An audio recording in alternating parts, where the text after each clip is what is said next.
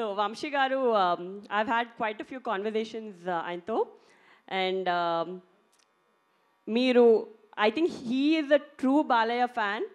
మీరు ప్రతి కాన్వర్జేషన్లో ఆయనని ఎలా డిఫరెంట్గా చూపించాలి, ఎలా కొత్తగా చూపించాలి, ఇప్పటి వరకు ఒకలా కనిపించారు, కానీ క్లాస్ అండ్ మాస్ రెండు ఒక కంబైన్ చేసి ఎలా చూపించాలి అని చాలా కష్టపడారు.